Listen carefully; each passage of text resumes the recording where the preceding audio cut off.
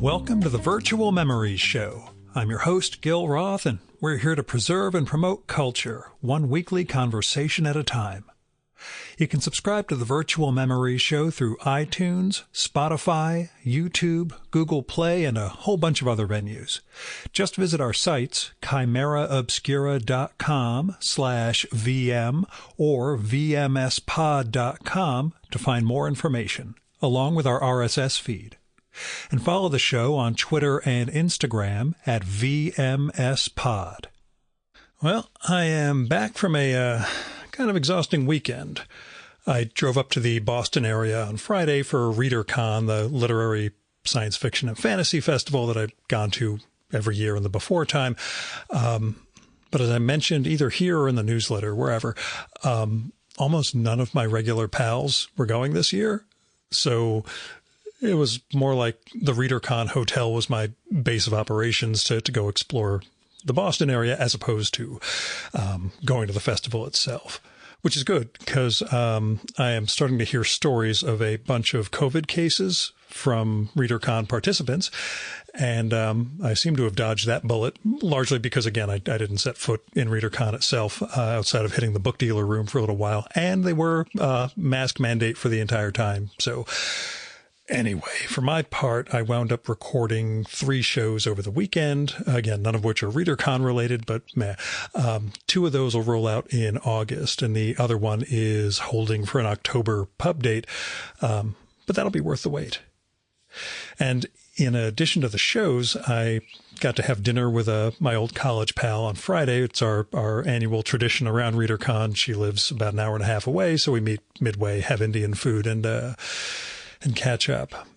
And on Saturday, I got to sit down with past guest and podcaster Scott Edelman, which was also fun. He does a podcast called Eating the Fantastic, where he records these conversations with science fiction and fantasy people while dining. We decided we would dine, but not record anything and just talk like 2 human beings instead of 2 guys who make podcasts. Anyway, the other thing is, since the hotel is the site where I first took up running back in 2018, I compelled myself to do a 5K run on a treadmill in the fitness center on Sunday morning before hitting the road. I have not run in a long time. I've been dealing with all sorts of stuff and moved over to sort of weights and yoga and things like that. So 2.5 days later, I am still feeling it in my thighs and ankles. But, maybe that'll inspire me to get out on the road once the current heat dome disperses. Anyway, it was a tiring weekend, but I met and talked with good people, and that's what matters in my life. Oh, and the kitchen renovation that I have not talked about that has been going on in our house since the end of May with a break in between while we were waiting for the counter to get delivered, finished about 20 minutes ago. So that kind of brings some normalcy back to the house and a wonderful new kitchen, which I'm sure my wife will post pictures of. But anyway, I also took some great Instax pictures for my book project that I'm doing. And I had this idea in my sleep-deprived, monotonous driving mode on Friday morning that was faux profound, not really profound, more Gil trying to add weight and portent to an idea. But by Sunday afternoon, when I mentioned it to the guest I was recording with in Amherst, it grew into a stupid, funny, smart, 3-page, maybe too smart for its own good, 3-page comic that is going to be in the next issue of Haiku for Business Travelers. So that was something. It was just funny to me how ideas work and change shape, which is going to be part of this conversation you're going to hear. In this case, I had the portentousness of this thought, and concept going on. And then when I mentioned it to this guest and he zinged something back, it hit me that, oh my God, I know where I can take this. Humor and a weird conceit, and boom. But you know me, with any half decent idea I have, I'm probably just going to kill it anyway. But on that depressing note, we will get on with it. So, like I said, I spent this past weekend in the Boston area and then up in Amherst. The weekend before, which feels like 2 months ago, Amy and I went up to Toronto for a post-July 4th Escape from America. And while we were there, recorded 2 shows, a follow-up with the artist Anita Kunz, which you'll hear next week, and this week's show with first-time guest Maurice Vellecoop. Maurice has a new graphic novel out from Pantheon called I'm So Glad We Had This Time Together. It is a gorgeous and amazing book. Over nearly 500 pages, it spans Maurice's childhood in an immigrant family of Dutch Christian reformists, to his self-discovery as an artist, and the center of the book, his discovery as a gay man, along with the struggles of religion and shame and the question of his parents' acceptance of who he is and what that did to him for decades, as well as just finding and celebrating his life. And a lot of it centered in his mature years, 80s and 90s Toronto, which, as we talk about, is a character in the book very, very much. I'm So Glad We Had This Time Together is a joy to read, even when the story is at its saddest, when Maurice is wrestling with so much of the conflict in his heart as to who he is and who he's supposed to be, and the love of his mother, which we get from the very beginning, is everything to him. And his cartooning style, I should point out or talk about a little. I've adored his work for a couple of decades now. I first saw him in the early 90s or so. He has always had this sort of jauntiness and lightness to his art, a little like Seth, the cartoonist who I've recorded with a few times, a different style, but they both harken back to a 40s and 50s New Yorker-ish thing, but they go in different directions drastically. But it reminds me of something that Bob Fingerman talked about a few weeks ago when we were having our conversation about another artist. Maurice's line looks light, but a lot of work goes into depicting that light touch. And the artwork is gorgeous. The composition of both the panels and the full pages is extraordinary. And the book's design is lovely too. The story of Maurice's journey and the ways he thwarted himself, and the decades of tension between his sexuality and his relationship with his parents, and the ways art gave him an outlet, a form of sublimation, as we talk about, and a career, and the transformation he undergoes as he discovers the broader world around him, and his introduction into opera and his childhood introduction into the movie Fantasia, the depression and the highs and the friendships and the mentoring and the forays he takes into sex and the fear of opening up and the humor he shows throughout this book, for all the fraught emotional moments. It's a book of joy, and it all goes to make this an absolute treasure. So I loved I'm So Glad We Had This Time Together. Go get it now from Pantheon at your favorite bookshop, maybe comic shop, depends on what sort of comic shop it is. My only caveat for that is it's currently a hardcover, and as I mentioned earlier, it is 500 pages, so be prepared to do some heavy lifting physically. As far as reading and the story goes, you will be swept along, as we, again, talk about. The other caveat is that there is a weird fluttering on my audio channel, not his, so I cut as much of those segments down as I could. And there's a long pause at one point, but it's there for a reason, so I leave it in. Now, here's Maurice's bio. It's from the book's flap copy. Maurice Vellecoop was born in Toronto in 1964. Upon graduating from Ontario College of Art in 1986, he joined Reactor Art and Design, an agency for illustrators. In a more than 35-year career, he has worked for top international editorial and advertising clients, published numerous zines and comics, created art for animated films, and participated in art shows around the world. His books include Velavision, a collection of comics and pictures, Maurice Velacoup's ABC book, a homoerotic primer, and Maurice Velacoup's Pinups. He lives on Toronto Island with his partner, writer and editor Gordon Bonus. I'm So Glad We Had This Time Together is his first full-length graphic work. And now, the Virtual Memories conversation with Maurice Velacoup.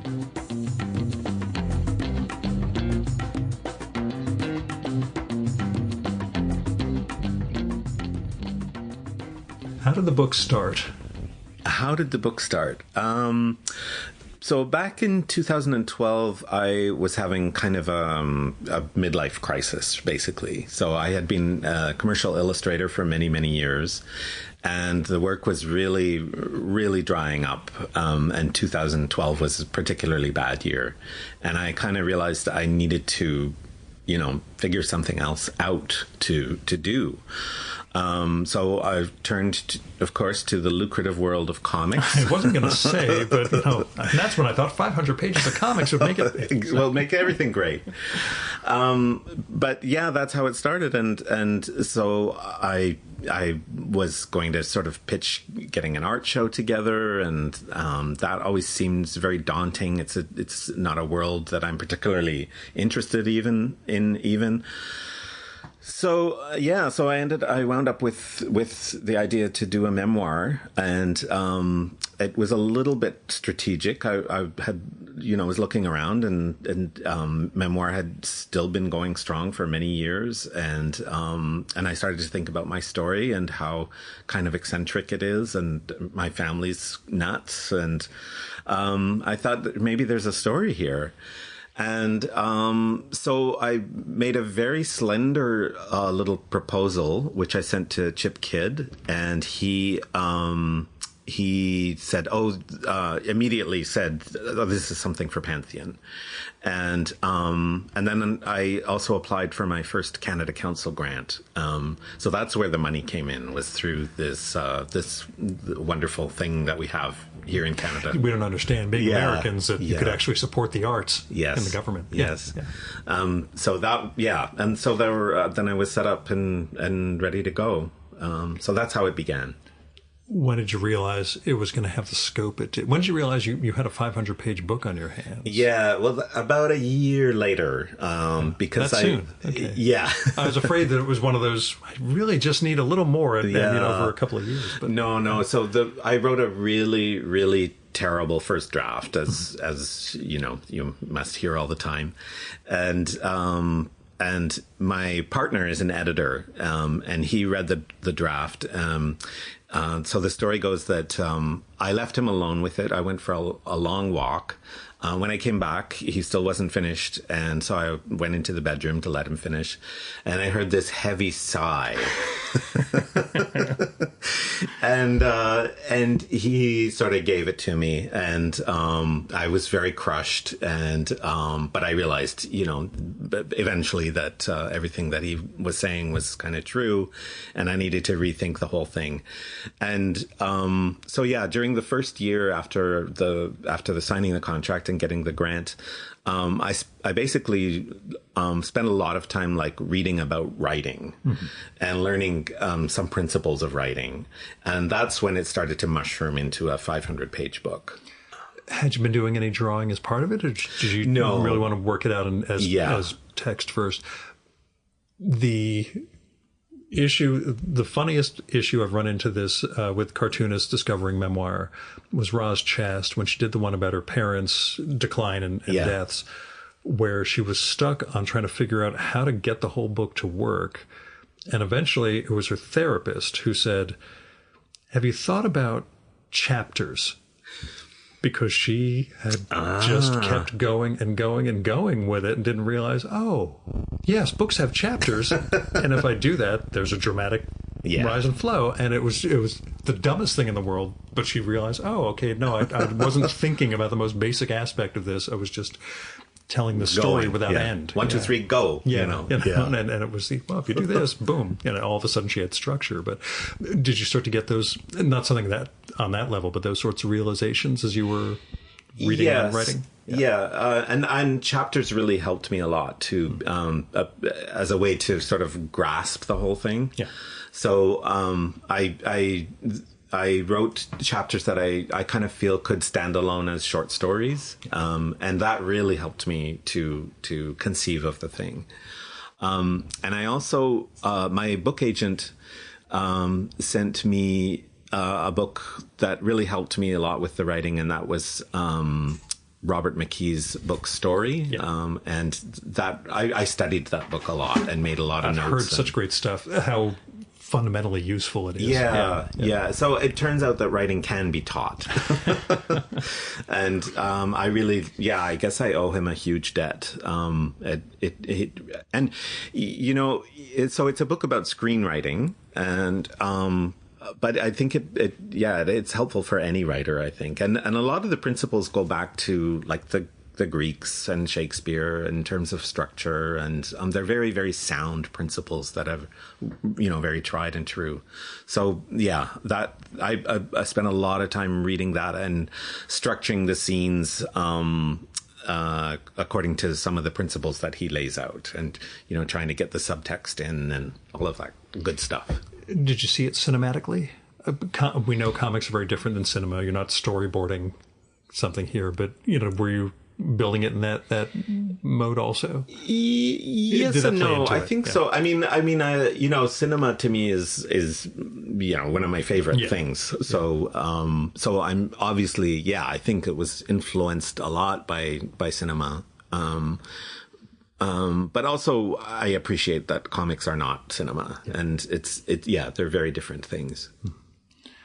When you mentioned the initial pitch and my family is crazy, etc., when did that occur to you that they were crazy, as opposed to, well, this is what families are like?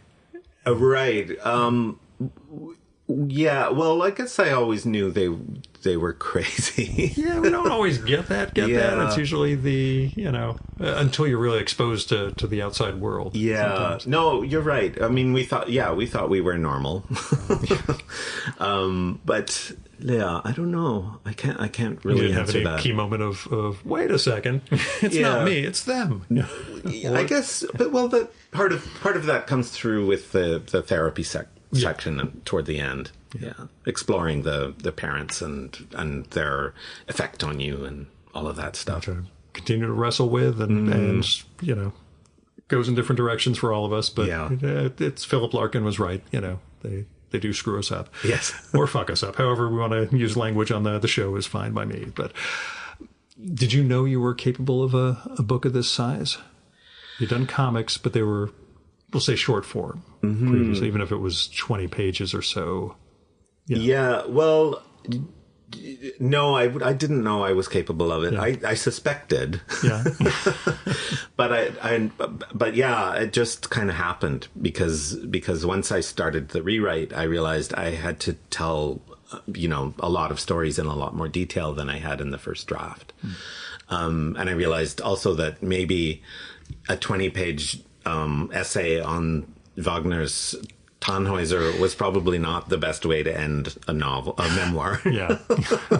Although, there's people take things in some funny directions, or they find a common, thread right there. And that explains exactly why I ended up like this. Yes. How did your art change over the course of it?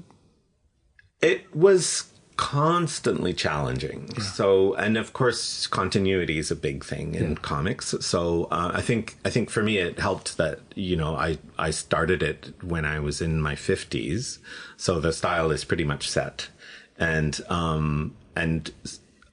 it changed in the sense that of all of the challenges that the book presented. So I had developed a whole bag of tricks that I could use as an illustrator, but suddenly some of them were not useful or functioning in this context because there's so many likenesses that I was trying to get, and drawing, myself in 3/4 and profile and stuff was a big learning curve.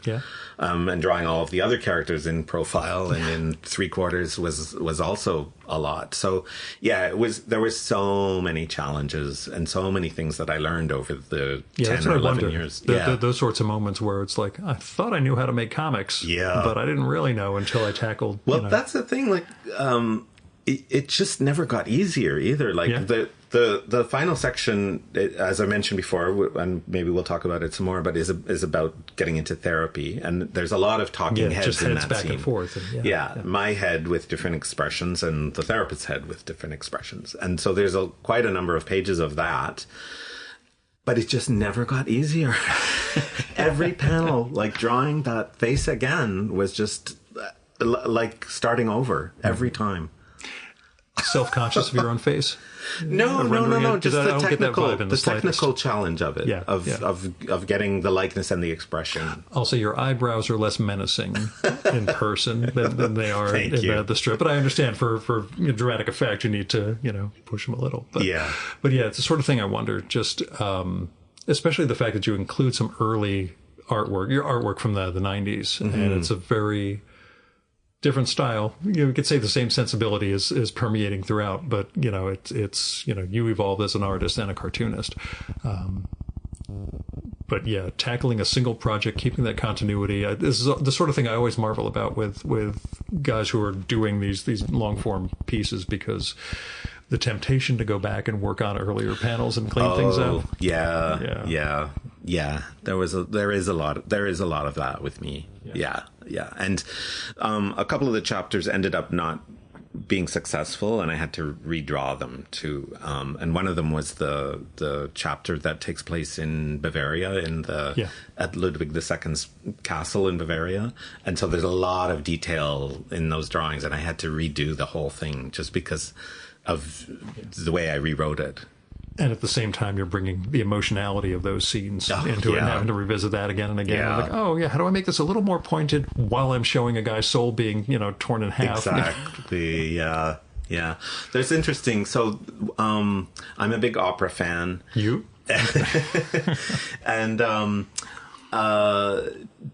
one day I was working on a very painful emotional scene where I had to have a breakdown and start weeping in the drawings, and I hadn't really thought about it, but I put on this opera that I love. It's by Leos Janáček, and it's called Janufa, and I just find the story and the music so moving every time I get. I'm in floods of tears by the end of Act 1, and that's not even like the best part of the opera. And so I'm there crying, and I was like, "Get to the mirror!" So I rushed over to the mirror, and I draw this ugly red face with the tears and the bloodshot eyes and everything. And I'm like, "Yeah, perfect, got it." You don't want to lean on that too much, because not too much. You get emotionally numb, but that's great. In that moment, it was great. I'm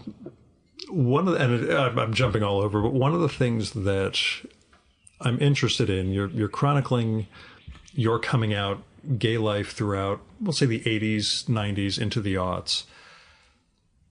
AIDS comes up a few times. There's concerns about, whether somebody's going to insist on, bareback or not, but it's not huge. And I have no idea what it was like in Toronto, what the vibe was. I'm straight and living outside of New York City, but every show I've done with anyone who was alive in New York at that time, it was, you got a character reading you're reading an Edmund White book in the book itself, and the sense of apocalypse that reigned over that era isn't in here. So I have no idea, whether it was there or just something you had to downplay lest it take over, the tone of the book itself. How was your AIDS, I guess, is a horrible way of asking this, but, Well, no, that's a really good question, because I think certain people will be kind of mystified by that. And the truth is that I only experienced it very tangentially. Yeah. And that's what's conveyed in the book, and I just wasn't sure if that was... real. I had friends who were like a generation older, some very close friends, and they lost all of their friends. But in my generation, like when I came out, in the early 80s, there were already like, condom campaigns going on. Yeah. And so right from the beginning, I, had it drummed into me, safer sex. And my generation, I think, did that too. So I didn't lose any contemporary friends to AIDS, okay. But my older friends obviously did. But it was a bit off stage for me. Okay. I just wonder, because I'm like, wow, I'm used to a certain gay story of that era, and not seeing it here. I was like, I'm glad that doesn't exist in everybody's lives. That it's not a. Yeah, but it did affect me very greatly at the same time. Which is there was a long period. So in the book, we go into your sex life in the book, and it's very furtive. Yeah, and there's a long period of basically celibacy, like 10 or 12 years where I was more or less celibate, because I was just so scared of everything, men and the AIDS era too. It was just so frightening. So it is there, hovering over it. But in terms of like personal loss, I was lucky to have escaped most of that. When it comes to depicting sex within the book, you go in various degrees of how graphic you're going to take it. How much of a consideration, how much did you consider that going in? How much am I going to show? What is it going to do with different audiences? In America, everything is going to be banned for groomerdom and all that, but. Yeah, I just decided I wasn't going to go show cock, basically, just because that's too private and personal. Yeah. So the rest of it I thought was fair game. But what's funny is I just recorded with Anita Kunz, and her last book was all about filled cock. With men's cock. That was so I even asked her, I'm like, how did you decide who was going to be large, who was going to be small? She it was just on a whim. Such a great book. Yeah, I was laughing my ass off. I told her, luckily nobody knows that we're recording this show naked too. But she laughed. But so that was the basic consideration, was just keep it keep that. I mean, it's a book for adults, but I didn't want it to be like that graphic. Sure. Yeah. Sure. And you've drawn a lot previously. The pinup book and everything else. I've been saying this to a couple of people, just that if you're going to do a memoir, it's really good preparation to publish a book of erotica first, because you've already exposed some of your, most personal fantasies to an audience. And so it just seems like a small step to memoir. To verbalizing it and laying it all out. How I ended up like this. Yeah, exactly.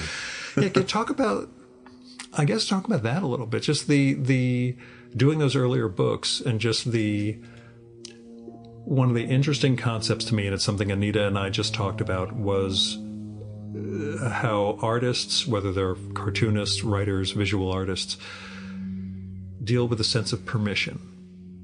Can I do this? Can I tell this story before my parents are dead? I can't, and I'm waiting for it. But, eventually it'll happen, and, I hope I'll still be around. But anyway, in your case, in the book, I mean, you're doing a whole gallery show of homoerotic art without having told your parents yet that you were out, and that becomes the catalyst for taking that step. I guess talk a little about that sense of permission you're giving yourself versus, who are you and how did you end up that way? Yeah. Well, the idea of sublimation is one of the big themes in the book, I think. So there's this sense that for me, sex and love was too complicated and scary, and so I would draw it rather than experience it. And this sort of comes out in various ways, I hope, in the book.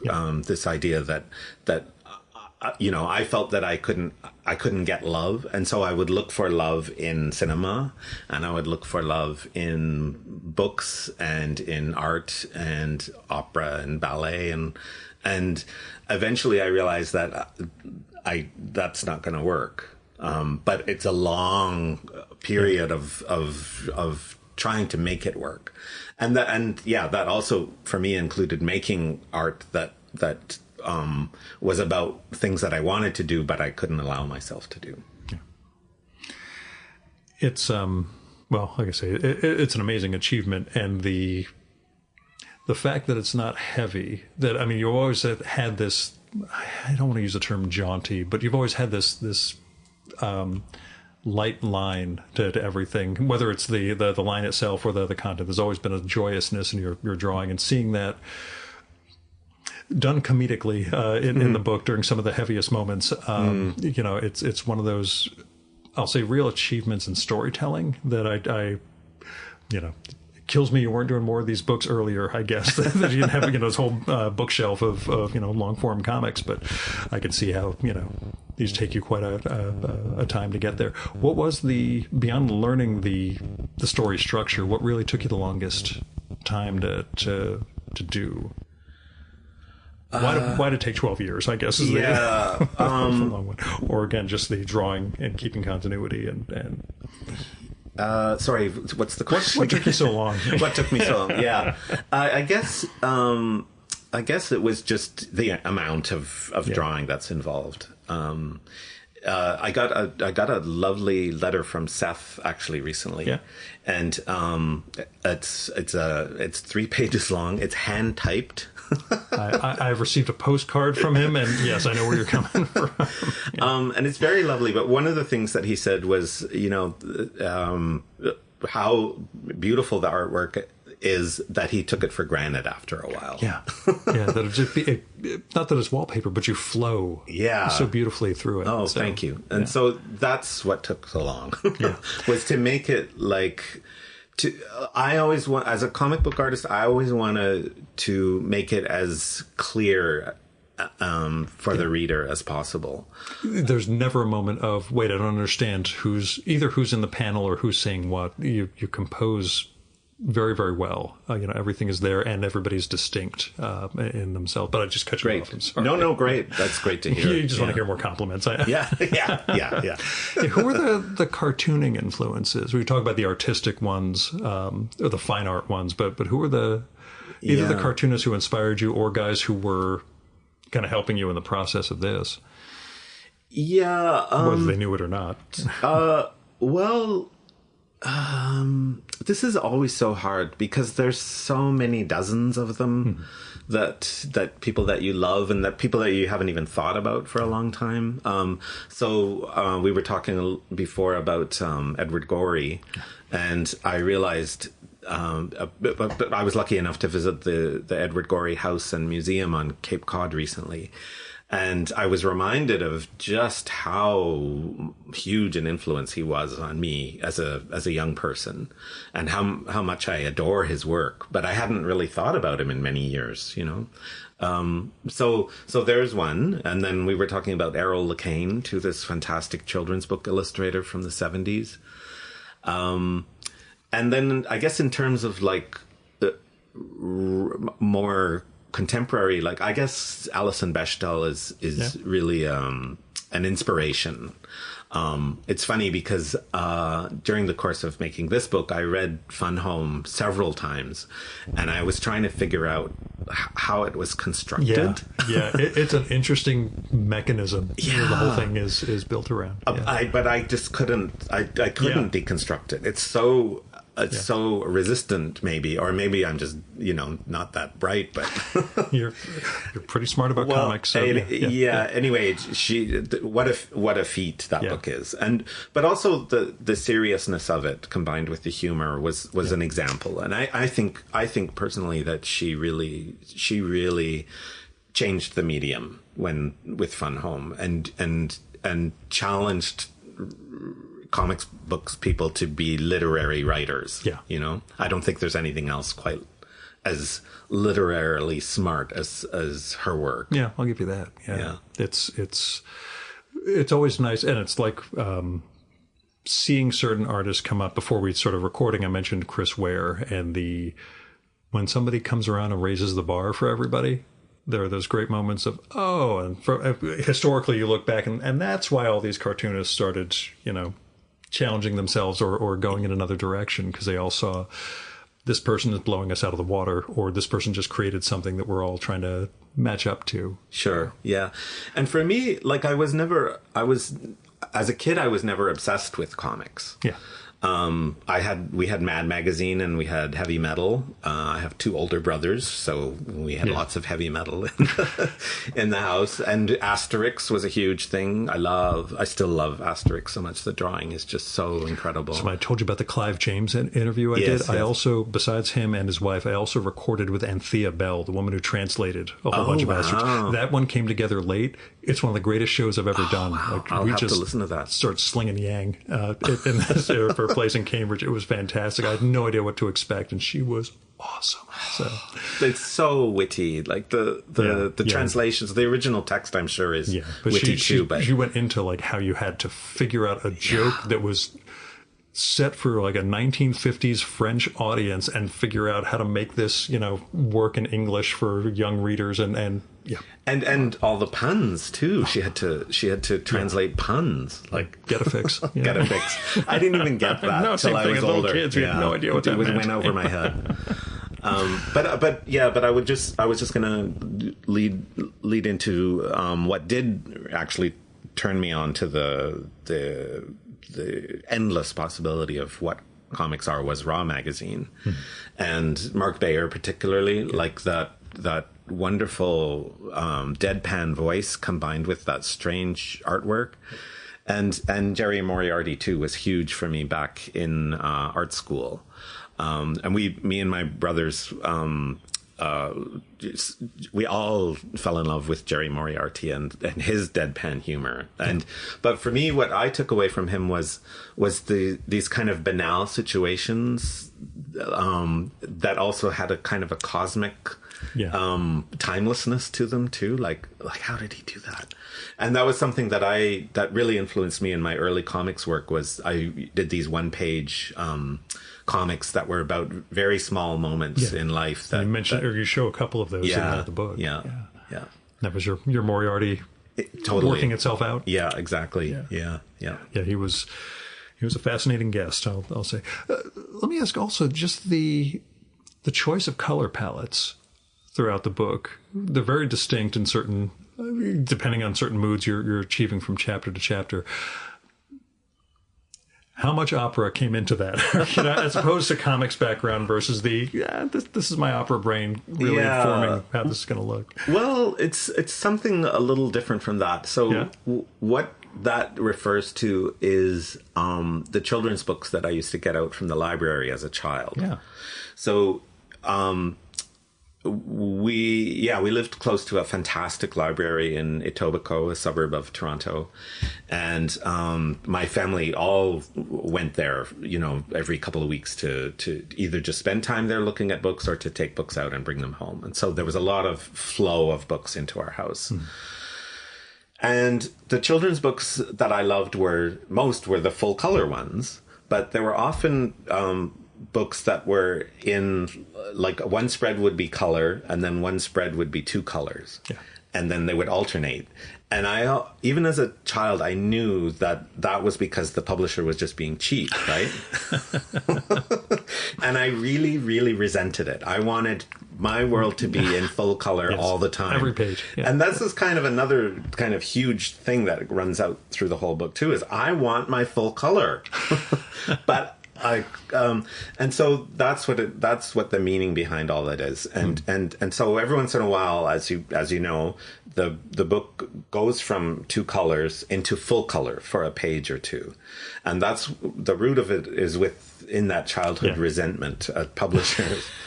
But what it also is doing is that old thing from The Wizard of Oz, when she lands in Oz, from her depressing Kansas, the Kansas section, it turns into full color.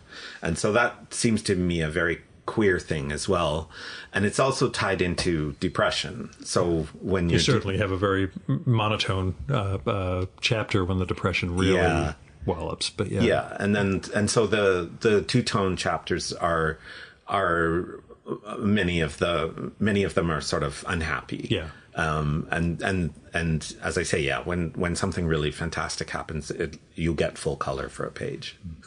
So yeah, and then the other additional thing to that is that now when I see those old children's books with the two-tone and the color, I think, oh, how great! Like the building up dramatic effect. Yeah, and the artist is challenged to work in two colors, and it looks so wonderful. So. So yeah, it's all very complicated. Expect nothing less. But this will sound weird because the book itself, especially the last portion of it, is the working out, as we talked about, the time spent in therapy and the greater understanding of your family. But what did you learn about yourself in the process of making the book, knowing that you're recounting the epiphanic as well as the awful moments in your life? Do you feel like you're a different man than you were when it began? Yeah. Did it change you? No, no, it didn't. Okay. Because, and I've said this many times too. People throughout the years that I worked on this book, they would say, well, is this project therapeutic for you? And I would say, no, therapy was therapeutic. Yeah, that's what I wondered, whether, especially because you capture it so well at the end of the book, whether that's I don't want to say the final Maurice, but sure. No, I continued to see that therapist long after, the end of the book. But yeah, the insights were all taken from the therapy, I would say. The book was definitely challenging at times. In terms of being painful? In terms of being painful, and, a lot of tears and a lot of bad memories. And then there was a period sort of about halfway through where I had another kind of a mini crisis, and I thought, I'm going to have to give back the advance. I don't know if I can continue this. Yeah. So I went to my therapist, and she patched me up again and got back on the horse. Has she read the book? Yes. She loved it, and she said she was in tears at the end, and that was very gratifying, because I hope she comes across as the smart, funny, insightful woman that she is. And I'm glad she didn't complain about how she looked on panel. That's always, I don't look like that. Yeah, no, she loved it, and we're kind of friends now. Like, I haven't seen her for many years, and she's been to a couple of the events and stuff. So it's been great to see her. Now, you mentioned your mom, that she died during 2021. Yes. But she did get to see the book in progress. Bits. Yeah, that's what I wondered. Did she see much of it? Did she have anything to say beyond, well, don't tell too much wanted about her? to be very protective of her, because the central conflict is with her, basically. And it's just very revealing about her privacy. It tells a lot of stuff about her that she would not have wanted known, but needed to be in the book to explain. I was very careful about what I showed her, and she, towards the years that leading up to her death, she was in a very sort of steep decline. So she didn't have dementia, but she wasn't quite all there either. So, and she had actually said, "I hope I'm dead before it comes out," and not in a grim way. I understand. It's just you get, when you're older, you think about things that way, I think, and having said all that, though, she fully supported the project. I have to really hand it to her. Whenever I needed some information, and I would say, "Mom, I'm coming to interview you about a few things," she would be more than willing to talk. And she told me some very private stuff, like about her sex life and stuff, that she answered all my questions. She was so generous with me. Yeah. Siblings? Siblings? It's fair game. They're in the book. You know, have they? My brothers were fine. My sister. I can understand that. Yeah, my sister was upset, and we've working on it. She and I have worked pretty hard on it, and we're in a much better place now. But and again, have they seen anything in process, or are they kind of seeing just the end? They had. Which is why I was a bit surprised at that reaction. But once I heard her side of it, I could totally sympathize with her upset. It doesn't sound like you're hitting like the Richter scale of memoirs that have caused major rifts in family. So I consider that an achievement. That's a good thing that you're not Yeah, well, and the siblings, they just kind of disappear after a while because they're not really part of the main story. What's interesting to me is the integration of your sexuality, your personal life as distinct from that, or your family and upbringing, and your professional life. The way all three of those are woven together throughout the book. 'Cause it's interesting to me because, often you'll see the professional thrown out the window and they'll just focus on, the interiority and the personal life. And it's you don't just include it for the sake of details, but they all seem integral to who you were and are. Oh, thanks. Yeah. Well, I wasn't going to include too much stuff about my career, but my partner sort of insisted because I was... He's a good editor then. Okay. He's a good editor. And also I was a fairly well-known illustrator at one time with some big clients. And I think the story about the trip to Paris with Vogue is just so comical that it had to be in there. It's a set piece, so you got to put it in there. It's a set piece, exactly. And again, with the chapters, that really helped because it's a chapter that could exist on its own in an anthology or something like that. And it's like I say, the progression you make as an artist, as a working artist, does seem integral to who you become. Overall as a human being, that it's not just a, Sure. And the subtext of that Vogue chapter is that I'm so invested in the work as a way of avoiding sublimating again that. So how else has response been? You mentioned Seth, you mentioned family members. It's been pretty great. I've been getting a lot of emails from strangers who were very moved by the book, particularly ex-Christians and ex-Dutch ex-Christians. Yeah. So that's been very, very touching to hear people's stories. There's been some travel and great experiences with that and just ongoing attention. And I just found out this week that I'm on the long list for the Toronto Book Award. Congratulations. Yeah, thanks. So we can mention here that Toronto is basically the fourth main character in the book, or the fifth main character in the book.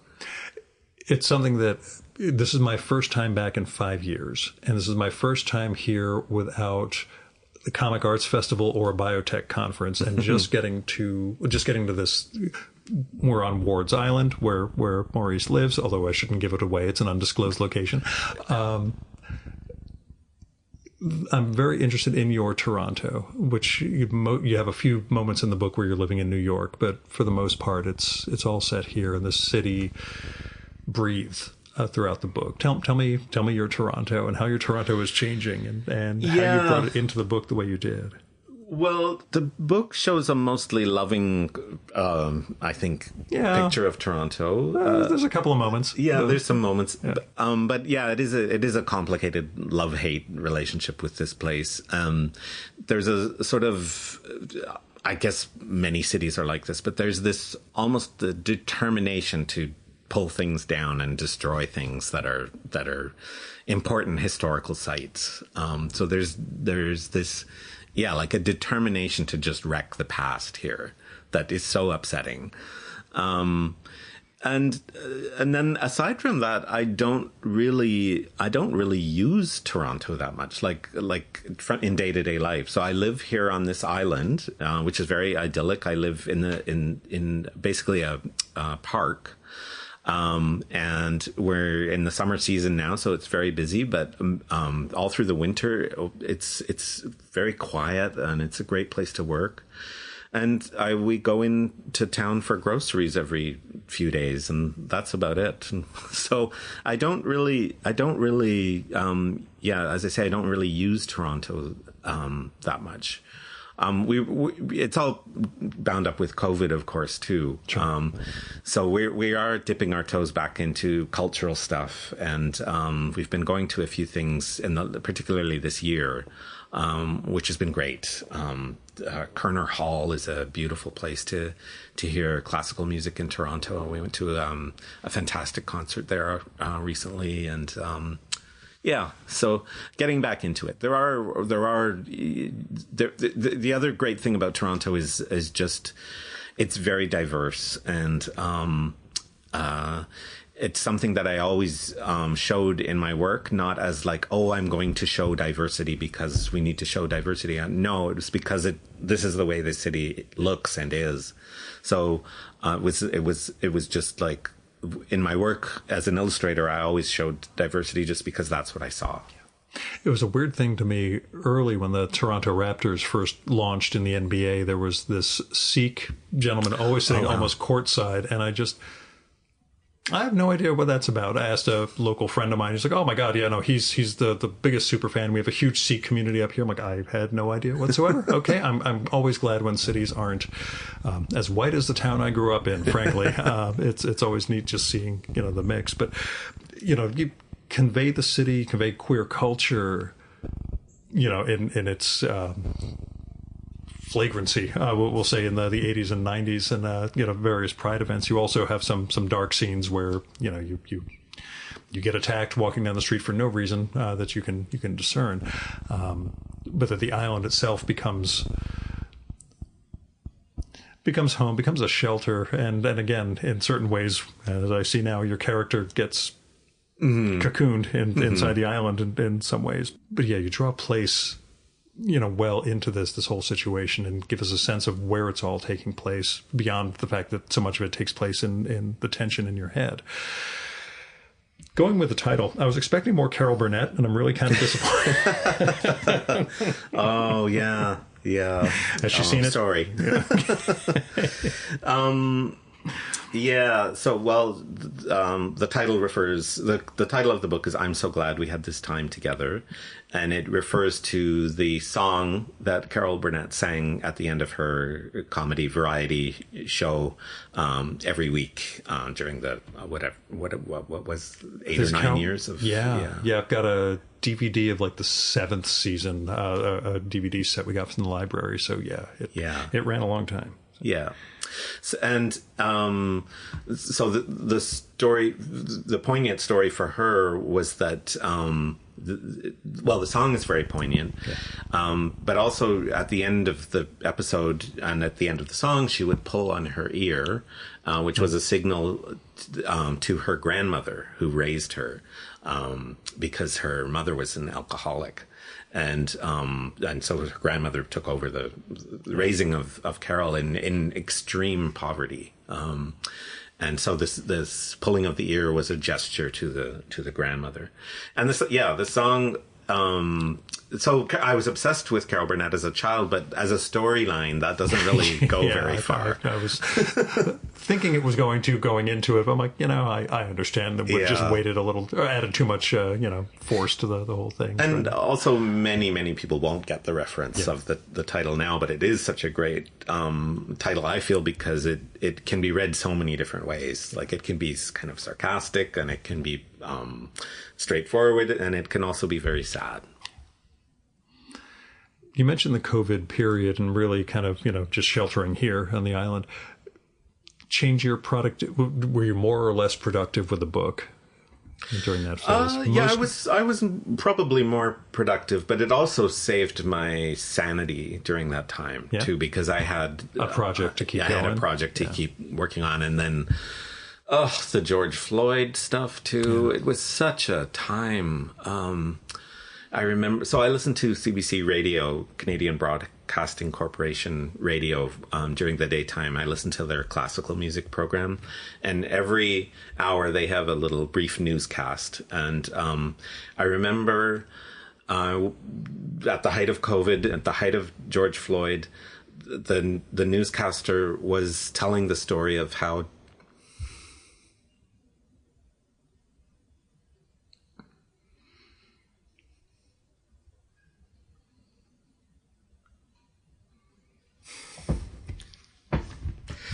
of George Floyd's brother testifying before Congress. Yeah. And the newscaster broke down. It's there's a lot of amnesia about the last couple of years. Yeah. And it's one of those, That's I think one we of the understand top how things. Yeah. black our minds were in 2020, how everything had grown so despairing. And, it's and then I lost my mother too in during COVID. She survived 2 outbreaks in her nursing home. And there was a period when the Canadian Army was called in to help with nursing homes in Ontario. Yeah. And hers was one of the homes that the Army came into. And it actually has a fantastic reputation, this place. It's one of the, but the crisis was you just... don't have enough people. Yeah, exactly. Yeah. God. Oh, so we made it through some tough times. Most cartoonists would tell me that COVID was no big deal for them because they just spent all their days hunched over a drawing table anyway. Before that and after, it was just that everybody else was suddenly in the room with them. But yeah, it could still mentally. It was that for me. But there was just this one point where I just was like, I have to see some people. I just have to be with some other people, and it really was oppressive. And it was February, and it was just terrible. Was there much community on the island, or was everybody kind of hiding from each other? There was a lot of care being taken because it is an aging community. It seems like every week someone new is in a scooter, around here. Yeah. Yeah, I envisioning like locking off the island and all this, and just nope, nobody goes in or out. Well, they did actually close the park one summer. It was crazy. We had it was like living in a country club. We had this whole place to ourselves. It was nuts. I hate asking this because it says 500 pages. It took you 12 years, but next story. Yeah. So no, there's lots going on. I finished the book. Maybe around this time last year. I remember you posting on Instagram like last pages and all that. I'm trying to remember when that. And then I took a bit of time off, but I'm an artist and I just have to get back to the table eventually. So I'm pitching a children's book, which is something that I've always wanted to do. I've always loved them, as we talked about before, and having a response from one publisher who's turned down the book, but thought that there's something there that is worth exploring. So that's on my plate to return to. And then I'm also, this is going to tie into many things that we talked about already, but I'm also working on some erotic drawings again. You? Yes. But these ones are different because I'm actually showing myself in them. Yeah. And by myself, I mean like 22-year-old me. Of course, because that's when we were at our golden age. Exactly. When I was at my cutest, and also when I was at my most celibate too. Yeah. So it's either like incredibly sad that I'm doing this, or it's incredibly empowering that I'm going back and allowing myself to have all the raunchy sex that I wish I could have had. Did the book help with that? In terms of, making you comfortable rendering yourself? Certainly. So we get one little thing that the book did for you. Yes, absolutely. Okay. Yeah. And so I've got a whole storyline worked out. It's a kind of a fairy tale scenario. and it's inspired by Jean Cocteau's La Belle et la Bête. So that's the whole look of it is drawn from that film, and the storyline is a little bit drawn from the film as well, and the fairy tale. Are there other forms or genres you wanted to work in? Yeah, well, I should mention there's also an idea for another graphic novel, a shorter one,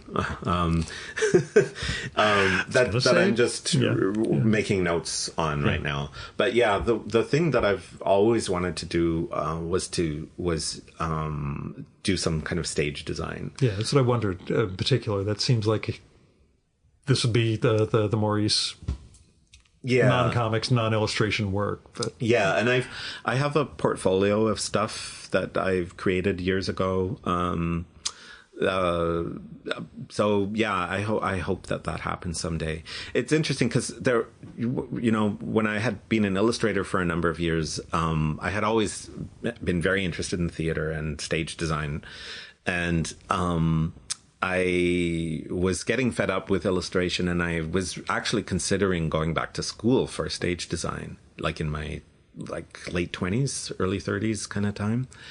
And I was researching schools and stuff. And then I realized as a stage designer, I love to draw people. That's the most amazing, my favorite thing to do. And as a stage designer, you're doing everything but draw people. So now I realize it's something I want to do just once and get it out of my system. So any directors out there? I do know somebody in that space who is the partner of a recent guest of mine. So I'll poke around. My whole thing, as you know, is schmoozing and connecting people. But, well, I'll send you some of the pictures then. Yeah. All I'm envisioning is it was Charles Burns, right? Who worked with Mark Morris. Yeah. The Hard Nut. Yeah. God, that's a million years ago. Yeah. And Ben Catcher, I think, did something. There was a radio drama, but I think there was a staged piece that Ben did designs for, which is also a weird concept. But I think Mark Ryden did a ballet with either ABT. I think it's ABT. Yeah, it's fantastic. Yeah. Favorite opera? Yeah, I can't decide. Okay. Yeah. I never know. I'm just a non-opera person. I wasn't sure if this is a really dumb question or a you idiot. Everybody knows. So my listening habits are the same as they were when I was a teenager. So I'll pick something and sort of get fixated on it and listen to it over and over and over and over again until I've sucked every last bit of juice out of it. And the thing that I'm obsessed with right now is an opera called A Florentine Tragedy by Alexander Zemlinsky, who I believe was a German Jew. And this opera is based on a one-act play by Oscar Wilde. And it's from this period in the early 20th century when there was atonalism was happening, but also late romanticism was really, really flourishing as well. And there was all these obscure composers that were working with these huge orchestras, and they were all obsessed with Freud and dark psychology. And this Florentine Tragedy is a perfect example of this kind of thing that I've been into for the last few years. So it's a very simple story. It's a little over an hour. It's a one-act opera, and what the story is about is there's a wealthy merchant, and his wife is having an affair with a younger man, and so the merchant arrives home and he discovers the wife with this guy. And the whole opera is like this kind of cat and mouse conversation between the three of them, where the tension just rises and rises and rises. And finally, they're all sort of taunting each other. And finally, the husband just loses it and strangles the lover. And at that point, the wife falls back in love with the husband. And she says, the final words of the opera are, "Why didn't you tell me you were so beautiful?" And she says, "Why didn't you tell me you were so strong?" And of course there's this huge orchestral crash at the end with this false note right in the middle of it. So it just gets me every time. And you ever, beyond the design aspect, you ever either thought of composing? Do you have any music book, etc.? No. I played music for many years, and I never actually figured out how to read music. I faked it the whole time. Clarinet in band in grade school and high school. Because I was thinking, you mentioned Chip Kidd at the beginning. I recorded with his husband years ago, his late husband years ago, Sandy McClatchy, and the maybe best part of the whole conversation was him describing how he was adapting one of my favorite novels into he was doing the book for, or libretto for an opera of The Leopard by Giuseppe Lampedusa. Yeah, he was describing the end of the first act, this dressing scene, and basically it's just phenomenal. And it was I would pay to see that. I think they did end up staging, so I don't know if he ever finished it before his death, but they were playing it down in Florida or somewhere, and I'm like, if it ever made its way up here, I guess I would go to the opera to see, Sandy's rendition of The Leopard with, his collaborator on this. But yeah, I had no idea if that sort of writing interests you, whether there's any, or if it's really much more the visual and the stage design. I'm not sophisticated musically enough to like. With him it's just the writing. It's somebody else is doing the music, but he's still. That's what I'm saying. You might have another direction for your career here. You still got time and a bunch of directions to jump in. But the big question that I always ask people: what are you reading? What am I reading? I was in Massachusetts recently, and just by pure chance, I brought 2 books that were set in Massachusetts. I didn't know that they were. So I read North Woods. What is this? Oh, I have it right here. His name is Daniel Mason. North Woods, and it's a book about a house. It's kind of like Richard Maguire's Home. Here? Yeah. So it's about a house that's built in like the 1600s, and we meet various characters from that era up to ours, and including the future. Yeah. And it's kind of dazzling and kooky and crazy. Yeah. And then the other book was.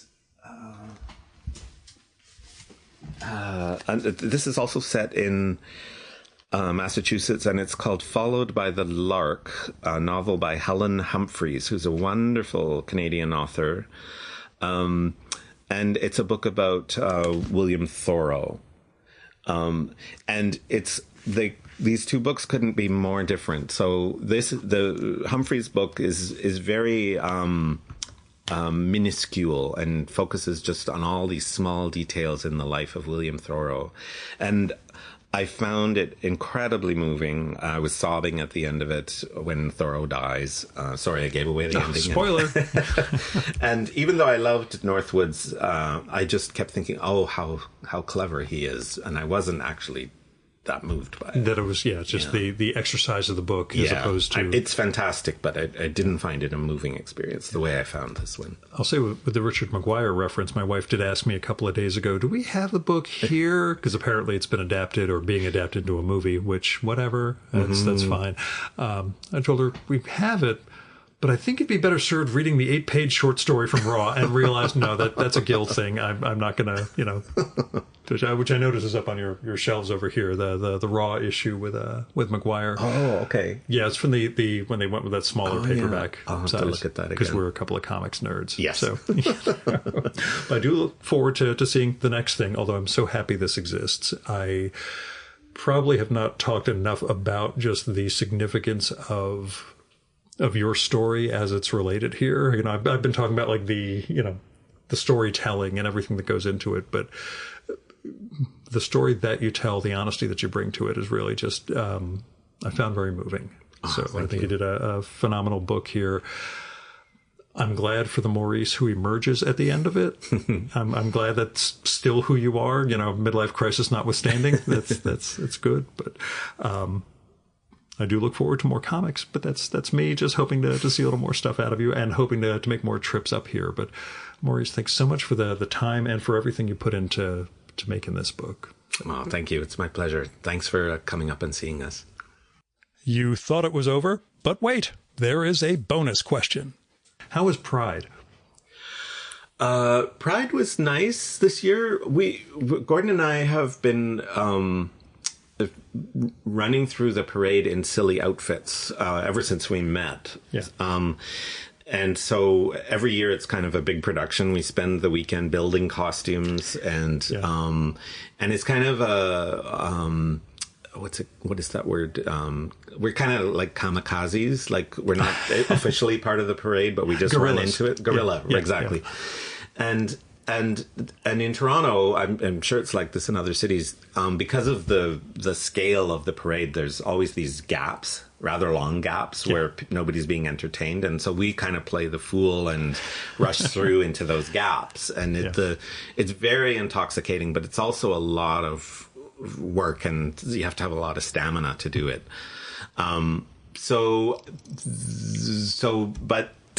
afraid COVID killed us for that too, and we haven't done it for the last 4 years. And I think we might be finished after having done it for 20 years. I don't know. I expect one last hurrah. There will be. If I end up coming up here in the month of June, I'll let you know next time. So, thanks a lot.